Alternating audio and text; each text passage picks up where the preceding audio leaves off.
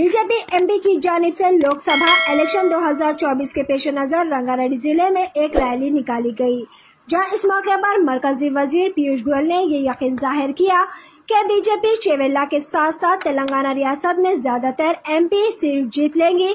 Bharatiya Janata party की हिम्मत याफ्ता भारतीय जनता पार्टी के एमपी उम्मीदवार कोंडा विश्वर रेड्डी ने राजेंद्र नगर में वाक़ एमआरओ ऑफिस पहुंचकर अपना नॉमिनेशन फाइल दर्ज करवाया, जहां इस मौके पर बल्लागुड़ा आर मैसमा मंदिर में खुसूसी पूजा का भी एहतमाम किया गया। इस मौके पर कोंडा विश्वर रेड्डी ने किस्मतपुर, बुधवेल, बाबू जगजीवन राम मुजस्समा, राजेंद्र नगर अम्बेडकर मुजस्समे तक अपने चाहने वालों के साथ एक बड़ी रैली का एहतमाम किया। इस मौके पर मरकजी वजीर पीयूष गोयल, एमपी ओपीसी मोर्चा के कौमी सदर के लक्ष्मण, बीजेपी के सरकारी तर्जुमान रानी रुद्रा देवी के अलावा इस मौके पर दीगर ने इस रैली में शिरकत की।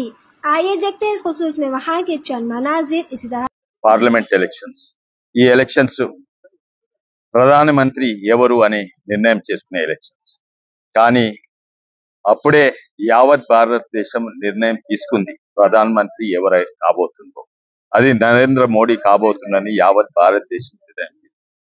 అటు దేశాన్ని రక్షిస్తుండు, ఇటు పేదలను ఆదుకుంటుండు, అటు ధర్మాన్ని రక్షిస్తుండు.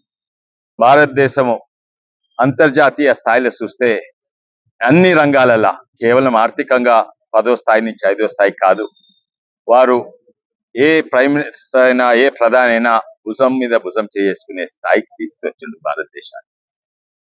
ఒక వరల్డ్ పవర్ అయిపోయింది, అందరూ భారతదేశం దిక్కు చూస్తుండ్రు. కరోనా వ్యాధి వచ్చినా, ఒక యుద్ధం వచ్చినా ప్రపంచం మొత్తము భారతదేశం ఏం చేస్తుందని ఇప్పుడు చూస్తుంది. మరి గ్రామీణ ప్రాంతానికి పోతే గ్రామీణ